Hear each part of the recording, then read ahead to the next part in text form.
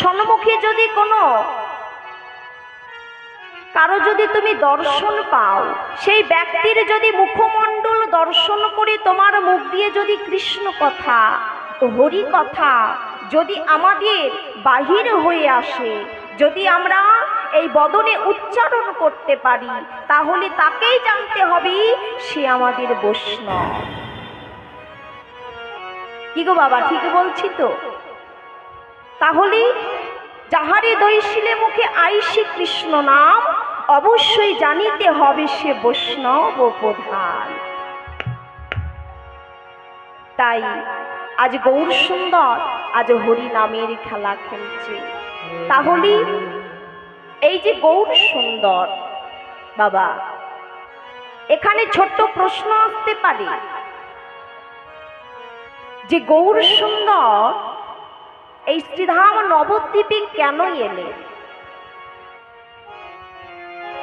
কি গো বাবা জানা আছে? কি গো মাইরা জানা আছে? গৌর সুন্দর শ্রীধাম নবদ্বীপে কেন এলেন?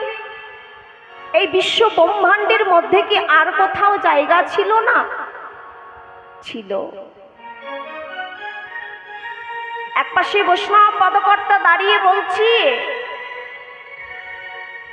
এই বিশ্ব ব্রহ্মাণ্ডের মধ্যে জায়গা ছিল ঠিকই, কিন্তু শ্রীধাম নবদ্বীপের মতো পবিত্র স্থান আর কোথাও পান নাই।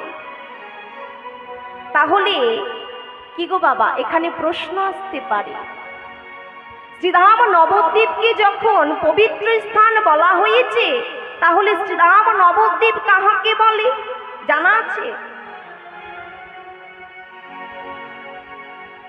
শ্রীধাম নবদ্বীপ কাহাকে বলে? কি গো মাইরা এইদিকে জানা আছে শ্রীধাম নবদ্বীপ কাহাকে বলে? তাহলে মন দিয়ে শোনো, 9টি দ্বীপের সমষ্টিকে একত্রিত করলে বলা হয় শ্রীধাম নবদ্বীপ। আবার কিন্তু বাবা প্রশ্ন আসতে পারে, 9টি দ্বীপ কি কি? কি গো বাবা জানা আছে? 9টি দ্বীপ কি কি বলবো?